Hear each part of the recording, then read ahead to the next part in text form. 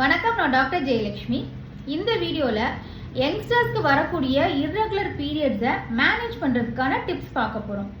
First என்னென்னா, உங்களோட பீரியட்ஸை நீங்கள் ட்ராக் பண்ணி எந்த பேட்டர்னுக்குள்ளே வருதுன்னு கண்டுபிடிக்கணும். அதாவது ரெகுலர் பீரியட்ஸ் வந்து யூஸ்வலாகவே 25 to 40 டேஸ்க்குள்ளே வரும். சில பேருக்கு என்ன ஆகும்னா ஒரு 35 days ஒன்ஸ் தான் அவங்களோட பீரியட்ஸே வரும். ஸோ 35 days ஒன்ஸ் வந்தாலுமே அவங்க ரெகுலர் பீரியட்குள்ளே தான் வருவாங்க.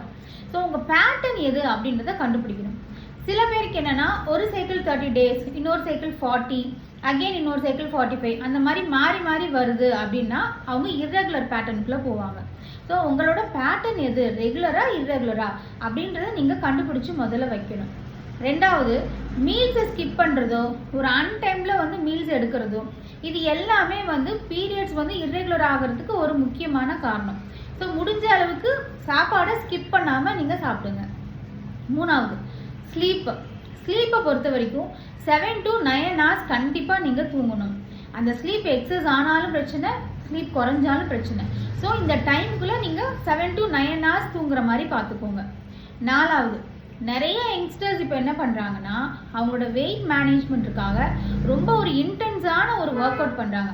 ஸோ ஒரு இன்டென்ஸ் ஒர்க் அவுட் என்ன ஆகுனா அவங்க பாடியை ரொம்ப தின் பண்ணி பாடி ஃபேட் எல்லாம் கம்மியாயிட்டு அதுவே ஒரு ஹார்மோனல் இம்பேலன்ஸை காஸ் பண்ணி அவங்களுக்கு இர்ரெகுலர் சைக்கிள் வர்றதுக்கு ஒரு காரணமாயிடுது.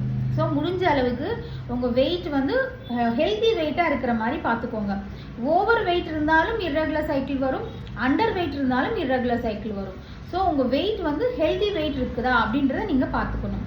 அஞ்சாவது ஸ்ட்ரெஸ் அதிகமாச்சுன்னா ஓவலேஷன் டிஸ்டர்ப் ஆகிறதுக்கு நிறைய சான்சஸ் இருக்குது. ஸோ உங்கள் ஸ்ட்ரெஸ்ஸை மேனேஜ் பண்ணுறதுக்கு யோகா போகலாம், இல்லை ஒரு மெடிடேஷன், அந்த மாதிரி ஏதோ ஒரு ஹாபி கற்றுக்கிறது. ஸோ ஏதாவது ஒரு விஷயம் நீங்கள் பண்ணி உங்கள் ஸ்ட்ரெஸ்ஸை நீங்கள் மேனேஜ் பண்ணிங்கன்னா அதுவே உங்களுக்கு பீரியட்ஸ் ரெகுலர் ஆகிறதுக்கு ஹெல்ப் பண்ணும். ஸோ முடிஞ்ச அளவுக்கு இந்த டிப்ஸை நீங்கள் ஃபாலோ பண்ணி உங்கள் பீரியட்ஸை வந்து நீங்கள் ரெகுலர் ஆகிறதுக்கு நீங்கள் ட்ரை பண்ணுங்கள். இது எல்லாமே ஒரு லைஃப் ஸ்டைல் டிஸார்டர்னால வரக்கூடிய இர்ரெகுலர் சைக்கிள்.